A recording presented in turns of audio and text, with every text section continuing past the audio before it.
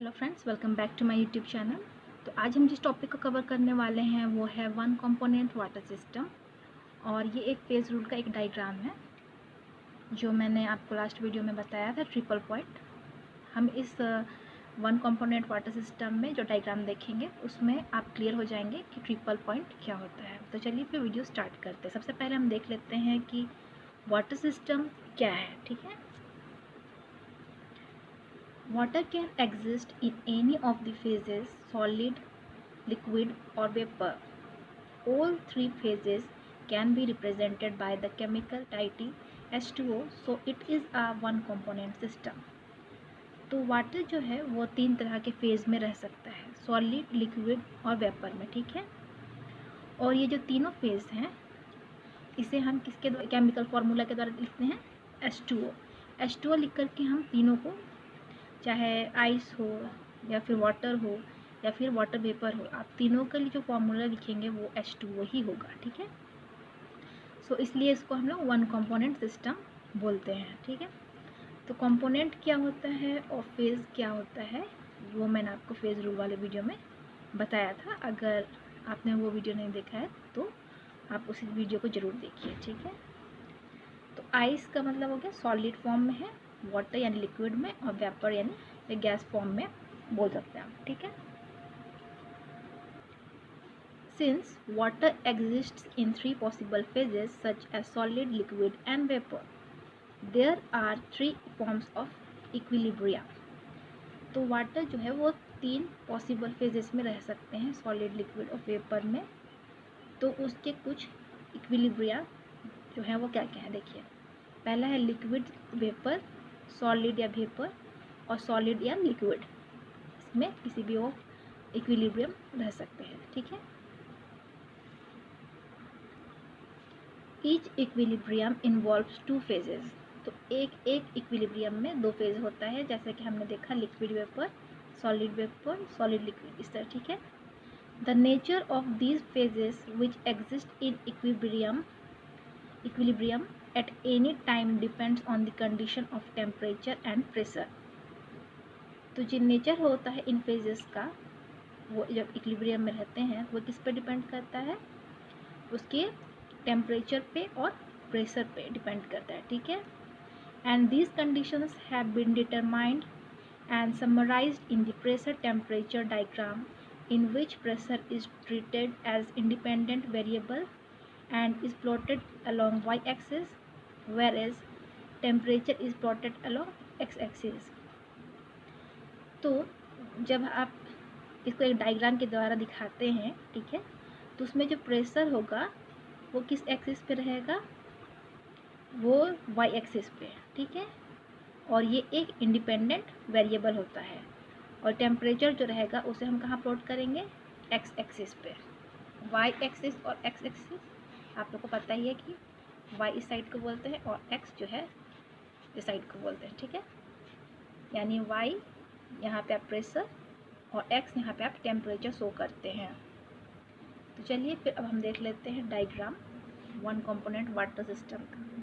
तो देखिए ये है वाटर सिस्टम का डायग्राम। तो इस साइड मैंने आपको कहा कि वाई की तरफ प्रेशर होता है और एक्स एक्सिस में टेम्परेचर हम शो करते हैं। ठीक है, और नीचे से ऊपर जैसे ही जाएंगे टेम्परेचर आपका वेरी करता जाता है, बढ़ता जाता है। टेम्परेचर भी अगर लेफ़्ट से राइट की तरफ जाएंगे तो वो क्या होता है? बढ़ता जाता है। ठीक है, जैसे कि यहाँ पे देखिए माइनस में है, फिर यहाँ प्लस, इस तरह बढ़ता जा रहा है। ठीक है, और यहाँ पे आपको तीन कर्व देखने को मिलेगा। ये पहला कर्व है सब्लिमेशन कर्व। ठीक है, जो है उसके बाद है यहाँ पे आपको मेल्टिंग पॉइंट कर्व, और ये है वेपोराइजेशन कर्व। ठीक है, और यहाँ पे और एक कर्व है जो कि क्या कहते हैं? Metal stable curve. ठीक है, और ये हम लोगों ने यहाँ से एक लाइन ड्रॉ किया है और यहाँ हम लोग नीचे हमने प्रेशर और टेम्परेचर को मिलाया है इस पॉइंट पे। ठीक है, और आगे भी उसी तरह हमने एक लाइन ड्रॉ किया है और इसे नीचे टेम्परेचर पे मिलाया है, और इस तरह हमने और एक लाइन ड्रॉ किया है, उसे भी हमने यहाँ टेम्परेचर पे मिलाया है। ठीक है, अब देख लीजिए इस डायग्राम में क्या क्या चीज़ दिया हुआ है। कर्व तीन तरह के हैं, मैंने बताया था।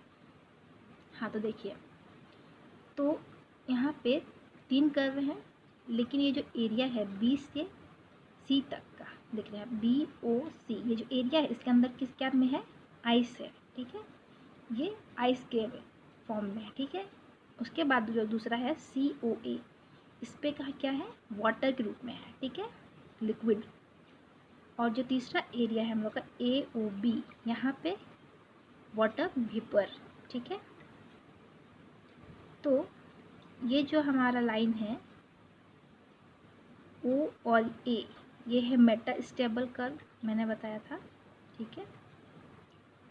और ये जो इक्विलिब्रियम लाइन है O और B, ये किस किस के बीच में इक्विलिब्रियम कर रहा है, आइस और वाटर वेपर।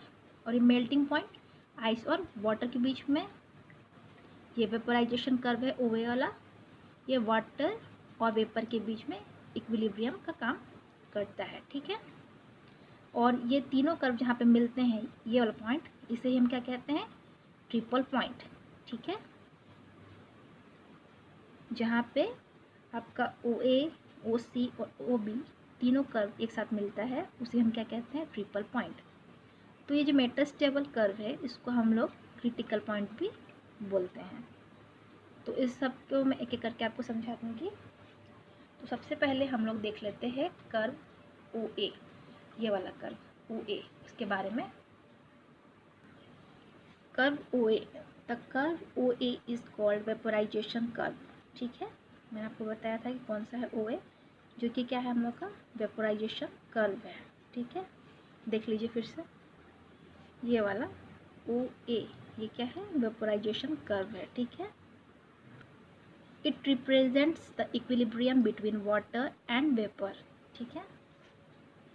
तो ये जो है, ये वाटर और वेपर के बीच में क्या बताता है, इक्विलिब्रियम वो बताता है, ठीक है। At any point on the curve the following equilibrium will exist, water से वाटर वेपर, ठीक है, इस पे होता है, ठीक है। And the degree of freedom of the system is 1, यहाँ पे जो डिग्री ऑफ फ्रीडम होता है वो कितना होता है, 1 होता है, जिसको आप क्या कहते हैं, यूनिवेरिएंट या मोनोवेरिएंट भी बोलते हैं, ठीक है। तो यहाँ पे जो फेज रूल होगा इस इक्वेशन का, वो क्या होगा, तो हम लोग डिग्री ऑफ फ्रीडम निकालने का सीखे थे। फॉर्मूला क्या होता है, F = C - P + 2। यहाँ पे F तो आपका डिग्री ऑफ फ्रीडम हो गया, C आपका कंपोनेंट हो गया, और P आपका फेज हो गया। तो यहाँ कंपोनेंट मैंने बताया था, यहाँ कंपोनेंट जो है वो सिर्फ एक है, क्योंकि हम लोग H2O से तीनों को डिनोट कर सकते हैं, ठीक है ना। मतलब कि H2O जो है वो तीनों को डिनोट करने के लिए हो सकता है, यानी कि वाटर को भी, लिक्विड को भी, और सॉलिड को भी। तो इसलिए कंपोनेंट हम लोग का 1 हो गया, यहाँ पर 1 लिखेंगे। और फेज़, कितना फेज़ था, 2 फेज़ है ना। यहाँ पे हमने देखा 2 फेज़ है, एक वाटर एक वेपर, तो 2 फेज़ है, तो हमने यहाँ पे 2 लिखेंगे, ठीक है, +2, ठीक। 2 जो आपका प्रेशर जो कांस्टेंट होता है प्रेशर और टेम्परेचर के लिए, तो हमने यहाँ 2 उतारा। तो अब हम लोग का जो F है वो कितना निकल के आता है, 1, ठीक है। यानी कि हम लोग का डिग्री ऑफ फ्रीडम क्या है, यहाँ पे 1 है। यानी कि आपकी प्रेशर या टेम्परेचर किसी में भी आप दोनों में से किसी एक को अपने हिसाब से बढ़ा या घटा सकते हैं, वो यहाँ पे है, ठीक है। This equilibrium line OA will extend up to the critical temperature. Equilibrium line है OA, ये कहाँ तक बढ़ता है, आप तो क्रिटिकल टेम्परेचर तक बढ़ा सकते हो। And beyond the critical temperature the equilibrium will disappear, only water vapour will exist. तो कहने का मतलब क्या है कि जो OA लाइन है, जब आप इसको ऊपर बढ़ाते जाइएगा, और तो वहाँ पे क्या होगा कि आपका जो वाटर है वो पूरी तरह से, जैसे इसको ऊपर बढ़ाइएगा तो वाटर जो है पूरी तरह से क्या होगा, डिसअपियर हो जाएगा, और सिर्फ आपको क्या देखने को मिलेगा, सिर्फ वाटर वेपर। वही यहाँ पे बताया गया है, ठीक है। अब हम आ जाते हैं हमारे दूसरे कर्व पे, जो है OB, कर्व OB, और ये है सब्लिमेशन कर्व। जो सेकेंड हम लोग कर्व देखने वाले हैं वो है कर्व OB। तो देखिए कर्व OB क्या होता है, the curve OB is called sublimation curve. ठीक है। जो ओ बी कर्व है उसे हम सब्लिमेशन कर्व कहते हैं आइस का, ठीक है, of ice. It represents the equilibrium between ice and vapour, और ये आइस और वेपर के बीच के इक्विलिब्रियम को शो करता है, ठीक है। At any point on the curve the following equilibrium will exist. तो कर्व के किसी भी पॉइंट पे जो इक्विलिब्रियम एग्जिस्ट करता है किसका है, आइस और वेपर का, ठीक है। And the degree of freedom of the system is 1, that is univariant या मोनोवेरिएंट। तो यहाँ पे जो डिग्री ऑफ फ्रीडम होता है सिस्टम का वो क्या होता है, 1 होता है, ठीक है। तो यहाँ पे देखिए freedom is equal to component minus phase plus 2। तो कॉम्पोनेंट आपका 1 हो गया क्योंकि उनका फॉर्मूला क्या होगा, H2O से हम दोनों को दिखा सकते हैं, ठीक है। और फेज़ यहाँ पे आइस और वेपर दोनों फेज़ है तो इसलिए हमने यहाँ 2 लिखा है, और 2 अब कांस्टेंट है, हम लिख देते हैं वापस 2 को यहाँ पे। और तो आपका क्या निकल के आता है, फ्रीडम जो निकल के आता है, डिग्री ऑफ फ्रीडम वो कितना निकल के आता है, वो निकल के आता है 1। तो अब ग्राफ में देख लीजिए कि कर्व OB क्या होता है। तो अभी हमने ये वाला कर्व OB इसके बारे पढ़ा कि इस कर्व को क्या कहते हैं, सब्लिमेशन कर्व, ठीक है। और ये आइस और वेपर के बीच में इक्विलिब्रियम को शो करता है, ठीक है। और इस कर्व के किसी भी पॉइंट पे आपको इक्विलिब्रियम आइस और वेपर के बीच देखने को मिलता है, ठीक है। This equilibrium line will extend up to the absolute zero, यानी कि -273 degree centigrade, where no vapour can be present and only ice will exist. तो क्या होगा अगर आप सब्लिमेशन कर्व को आगे बढ़ाएंगे, जैसे जैसे अगर आप सब्लिमेशन कर्व को आगे बढ़ाते जाएंगे इस ओर, तो क्या होता जाएगा कि यहाँ पे ये आपका जो वेपर वाला जो पोर्शन है वो क्या हो जाएगा, ख़त्म होने लगेगा, और इधर सब जितना भी वेपर होगा वो आइस में कन्वर्ट होते जाएगा, क्योंकि यहाँ पे टेम्परेचर जो हो रहा है वो क्या हो रहा है, कम होते जा रहा है। इसलिए हम लोग इसको इक्विलिब्रियम जो लाइन है उसको पूरे आगे तक नहीं दिखा रहे हैं, क्योंकि यहाँ से आप जैसे ही आगे बढ़िएगा तो जो वेपर है वो क्या होगा, आइस में कन्वर्ट होने लगता है, इसलिए यहाँ तक आपका इक्विलिब्रियम शो करता है, ठीक है। अब हम लोग आ जाते हैं OC ये वाला मेल्टिंग पॉइंट कर्व पे, ठीक है। Curve OC, the curve OC is called melting point curve of ice. ये आइस का क्या होता है, मेल्टिंग पॉइंट कर्व होता है, ठीक है। It represents the equilibrium between ice and water, और ये आइस और वाटर के बीच के इक्विलिब्रियम को शो करता है। At any point on the curve the following equilibrium will exist. तो कर्व के किसी भी पॉइंट पे जो इक्विलिब्रियम शो करता है वो है आइस और वाटर के बीच। The curve OC is slightly inclined towards pressure axis. जो कर्व है OC वो प्रेशर एक्सिस की तरफ इंक्लाइंड यानी झुका हुआ होता है। This shows that melting point of ice decreases with increase of pressure, और ये दिखाता है कि जो आइस का मेल्टिंग पॉइंट है वो प्रेशर इंक्रीज करने के साथ साथ घटता जाता है, ठीक है। The degree of freedom of the system is 1, और यहाँ पे जो डिग्री ऑफ फ्रीडम होता है इस सिस्टम का वो भी कितना होता है, 1, यानी यूनिवेरिएंट पॉइंट और monovariant point. F is equal to C minus P plus 2, यहाँ कॉम्पोनेंट आपका 1 होगा, और फेज़ आपका आइस और वाटर 2 है, इसलिए यहाँ पे हमने 2 लिखा है, और 2 आपका कांस्टेंट है तो हमने उसे उतार दिया, और F इज इक्वल टू 1, यानी डिग्री ऑफ फ्रीडम आपका कितना आता है, 1। यानी यहाँ पे भी आप अपने हिसाब से प्रेशर या टेम्परेचर दोनों में से किसी एक को अपने हिसाब से वेरी कर सकते हो। ग्राफ में इसको कर्व OC को समझ लीजिए। ये जो है OC ये वाला कर्व, इसे मेल्टिंग पॉइंट कर्व कहते हैं, और ये आइस और वाटर के बीच के इक्विलिब्रियम को शो करता है। तो अभी हमने पढ़ा कि जैसे कि ये जो OC कर्व है ये प्रेशर एक्सिस, इस साइड है आपका प्रेशर एक्सिस, उसकी तरफ क्या हुआ, इंक्लाइंड दिखाई देता है, यानी उसकी तरफ झुका हुआ दिखाई देता है। इससे हमें क्या पता चलता है कि जैसे जैसे प्रेशर जैसे बढ़ते जा रहा है, ऊपर की ओर बढ़ रहा है, यानी प्रेशर बढ़ते जा रहा है, वैसे ही मेल्टिंग पॉइंट क्या हो रहा है, कर्व उसे देखिए डिक्रीज़ होता चल रहा है, ठीक है ना, डिक्रीज़ होता चल। पहले देखिए यहाँ से एरिया बहुत बड़ा था, अब उसका एरिया क्या होता है, कम होते जा रहा है, यानी मेल्टिंग पॉइंट कर्व जो है वो क्या हो रहा है, डिक्रीज़ होते चला जा रहा है प्रेशर बढ़ने के साथ साथ में, ठीक है। अब हम लोग का ट्रिपल पॉइंट, ये वाला जहाँ पे OA, OC और OB तीनों कर्व एक साथ मिलते हैं, उसी पॉइंट को हम क्या कहते हैं, ट्रिपल पॉइंट। ट्रिपल पॉइंट यानी point O। At triple point, all the three phases, namely ice, water and vapor, coexist. Triple point में तीनों फेजेस आइस, वाटर और वेपर साथ में एग्जिस्ट करते हैं, ठीक है।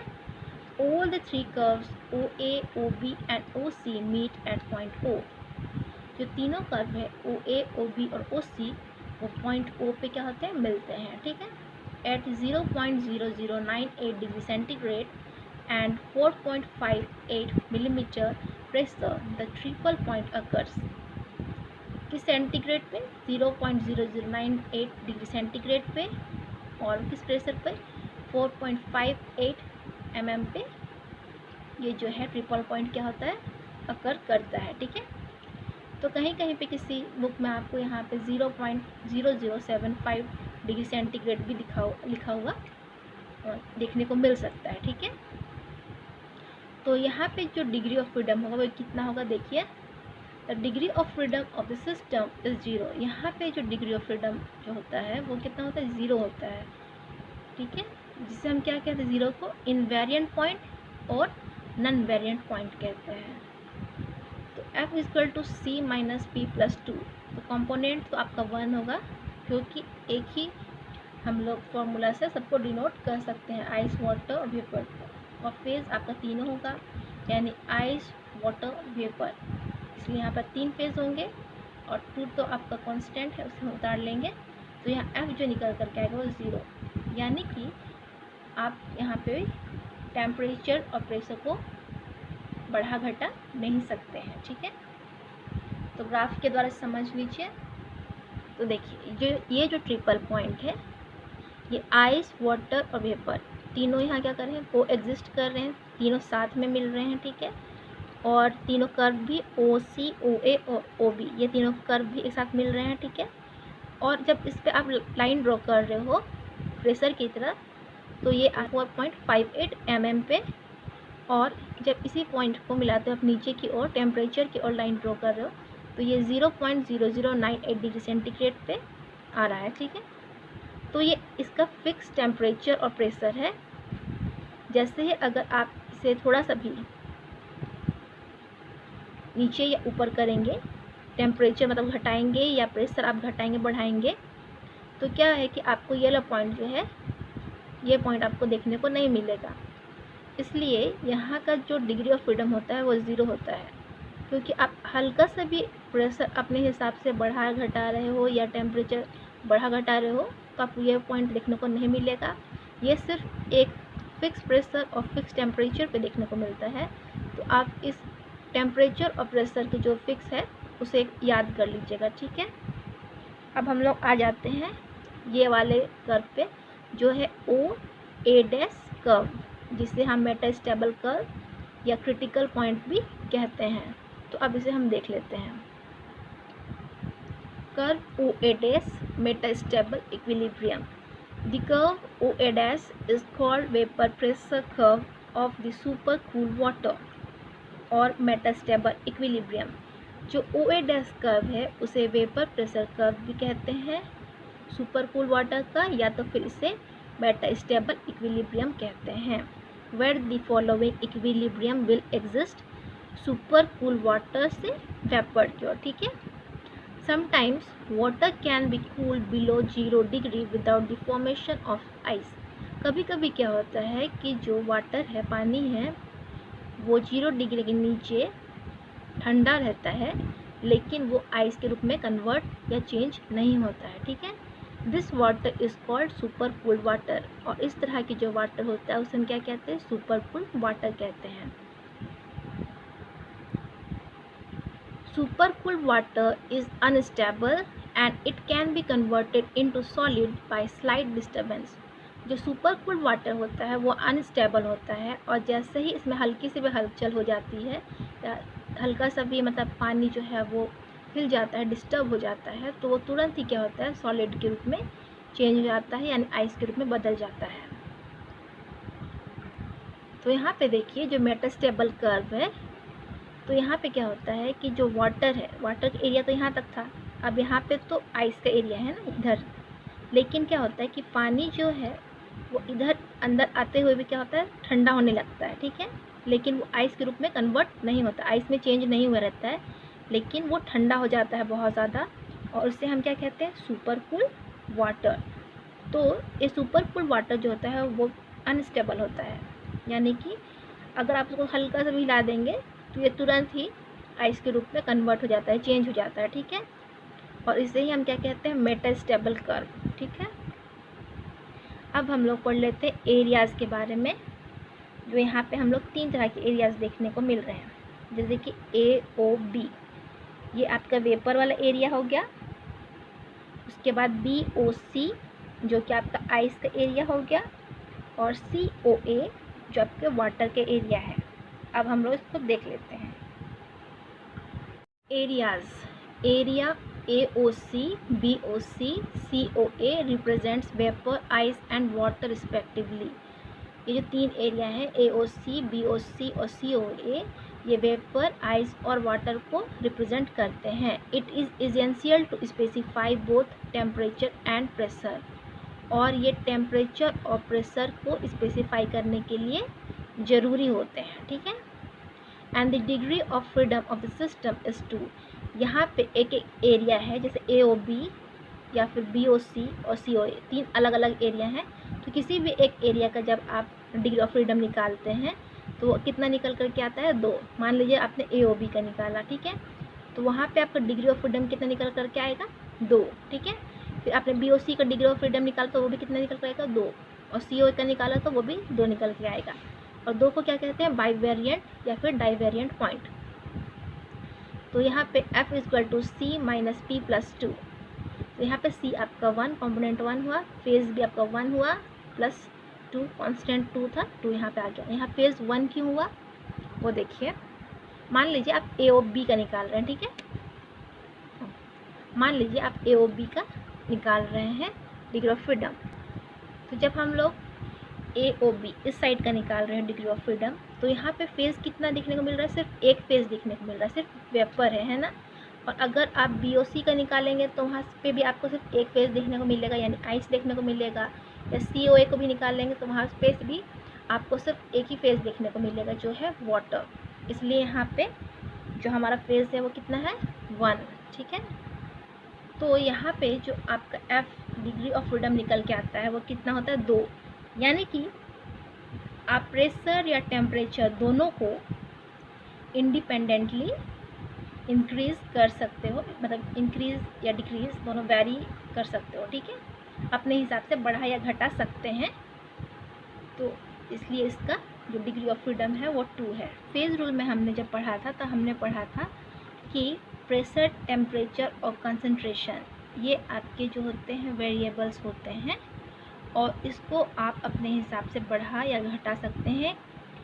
तो इन दोनों में से आप किसको बढ़ा या घटा सकते हैं, वही हम लोग डिग्री ऑफ फ्रीडम से निकालते हैं, कि आप प्रेशर को अपने हिसाब से वेरी कर सकते हो, या टेम्परेचर को अपने हिसाब से वेरी कर सकते हो, या फिर कंसंट्रेशन को अपने हिसाब से वेरी कर सकते हो, या फिर किसी में दोनों का वेरी कर सकते हो, और किसी में है कि आप तीनों को वेरी नहीं कर सकते हो।